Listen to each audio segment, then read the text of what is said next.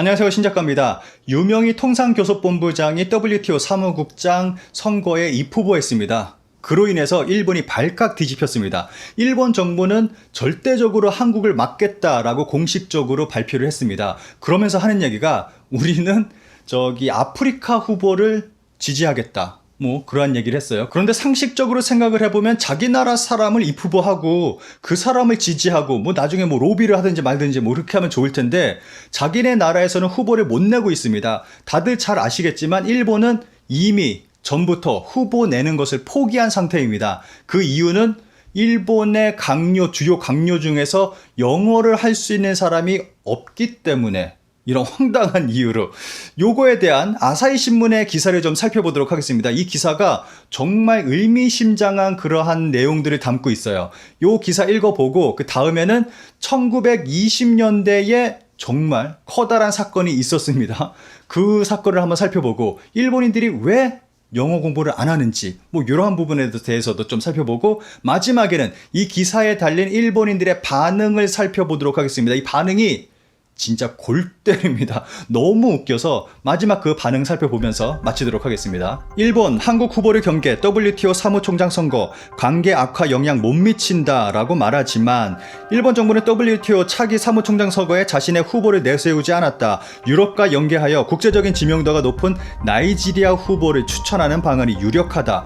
반도체 재료 등의 수출 관리를 둘러싸고 대립하는 한국 후보를 지지하는 것에 거부감이 강하다. 선출 과정에 확실히 관여한다는 방침이다. 세계은행에서 25년간 근무하고 GAVI 얼라이언스 백신과 예방접종을 위한 세계동맹 이사장으로 자국의 재무장관, 외교 경험자, 높은 국제적 지명도와 대국과 대등하게 싸울 수 있다 라며 나이지리아 응고지 오콘조이웰라 씨에 대한 일본 외무성 간부의 평가는 매우 높다. 그는 일본 국내에서의 지명도는 그다지 높지 않지만 독일과 프랑스 등 유럽 국가와 보조를 맞추면 아프리카 출신이며 최초의 여성 사무총장을 세울 수 있을 것이라 보고 있다. 대조적으로 같은 여성 후보인 한국의 산업통상자원부 유명희 통상교섭본부장에 대해서는 차가운 시선만 꽂히고 있다. 일본 정부에게 매우 중요한 과제인 WTO 개혁에 대해서 한국이 일본이나 구미처럼 관여하지 않았던 점과 유씨의 국제적 지명도의 낮음 등을 들고 일본의 보도는 유씨를 너무 크게 취급한다며 외무성 관계자의 불만 섞인 목소리도 있었다. 한국은 6월 일본의 반도체 재료 등의 대한국 수출 관리 제한을 부당하다며 WTO에 제소했고 그 전부터 진용고 문제와 함께 한일 관계가 급속히 악화되고 있다. 일본은 겉으로는 한일 간의 현안은 사무총장 선거에 영향을 주지 않는다. 어디까지나 후보자의 인물을 보고 선택한다 라 말하지만 한국의 영향력 확대에 경계심을 강화하고 있다. 그러나 일본은 후보를 내는 것에 일찌감치 포기했다. 사무총장의 조건으로 주요 강요 경험자로 영어가 능통한 것이나 무역 등의 분야에서 국제적으로 높은 지명도가 필요하지만 적임자를 찾지 못했다. 일본은 지난해 6월 오사카에서 열린 G20 정상회의에서 전자상거래의 국제규칙 신설을 내세우는 등 WTO 개혁을 추진하고 있다는 자부심이 있는 만큼 정부 관계자는 거품 후보를 내서는 안 된다고 말했다. 일본 정부의 변명을 들어보면 일본이 WTO에 좀 영향력을 행사하고 있기 때문에 일본의 후보를 내면은 안 된다 라고 이야기를 하고 있습니다. 그런데 사실상 안을 들여다보면은 영어를 할 수 있는 사람이 없어서 라는 이유로 후보를 못 내고 있습니다. 그런데 이 문제는 일본 정부 그리고 지금 이 상황에만 적용되는 문제가 아닙니다. 요거는 일본 사회에 전반적으로 퍼져 있는 정말 지독한 일본 사회의 고질병, 정말 사회 문제입니다. 일본인들이 외국에 대해서, 해외에 대해서 관심이 없어요. 영어 공부를 안 하고 있습니다. 요거는 영어 성적이 좋고 나쁨을 떠나서 아예 공부 자체를 안 하니까 성적만 보더라도 일본은 세계 최하위권입니다. 한국은 한 17위, 18위 토익 점수 세계 순위를 보면은 그 정도 되는데 일본은 정말 최하위권에 머물러 있습니다.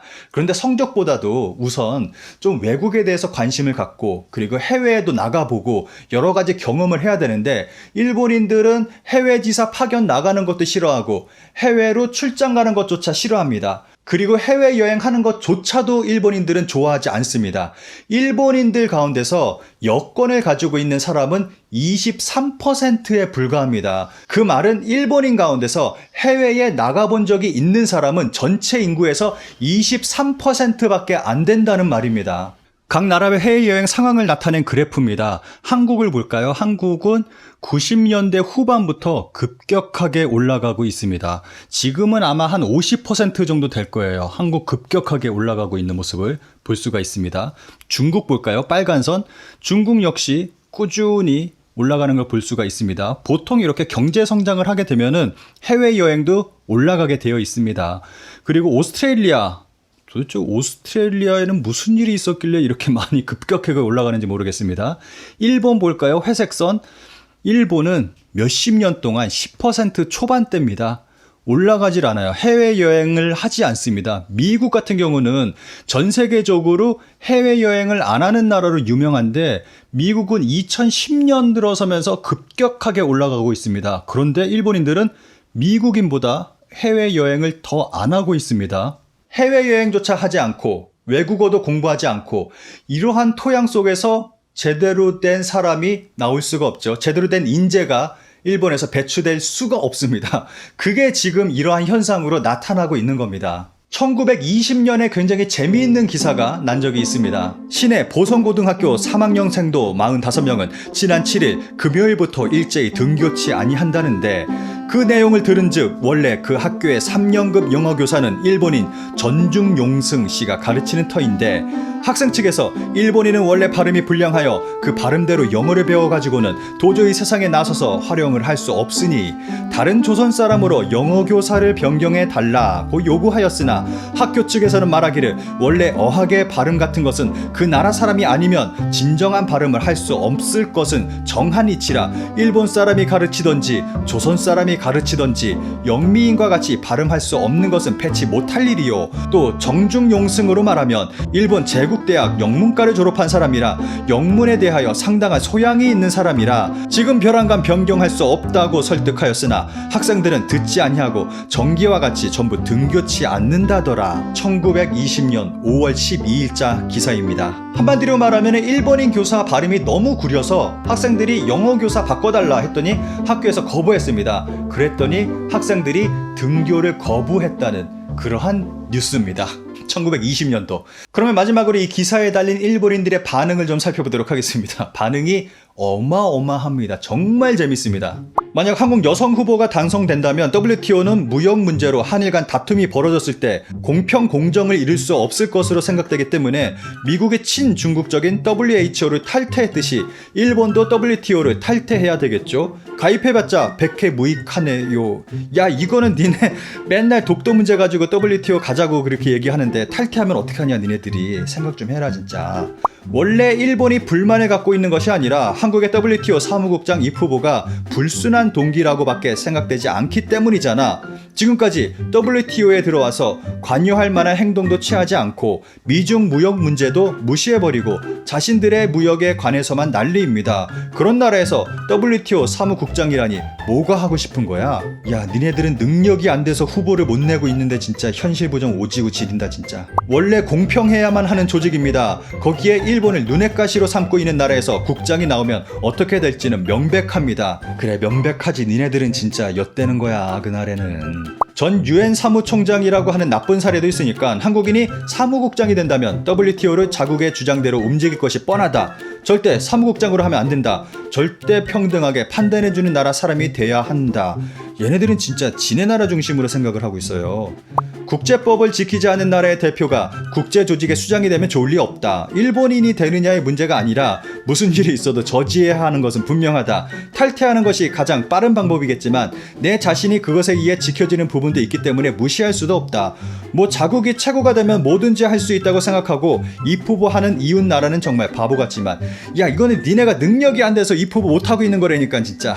일본은 정치인으로도 이런 국제기구에 적임자가 없는 것이 위기 상황이다. 아우, 얘는 똑바로 보고 있네. WTO 사무총장에 한국이 당선되면 골칫거리가 될 게 뻔하다. 디지털화가 세계적으로 뒤떨어지는 것도 아무런 지식도 없는 부적임자를 임명하기 때문이다. 아, 얘는 제대로 보고 있네요. 일본의 IT 장관이 인감제도와 문화를 지키는 국회의원 연맹의 회장이라는 사람이 장관이 됐습니다. 그러면서 하는 얘기가 도장 문화를 지키자라고 주장을 하고 있습니다. 이게 일본의 현 주소입니다. 주요 관료 경험자 중 영어가 능통한 정치인이 일본에는 없잖아. 관료 중에 영어로 말할 수 있는 사람을 셀 수 있을 정도. 고이즈미 씨의 영어도 어색했고 모두 비서나 관료가 하니까 컴퓨터를 만져본 적도 없는 관료도 있을 정도니까 국제 무대에서 활약할 수 없잖아. 그래, 이게 니들 현실이다.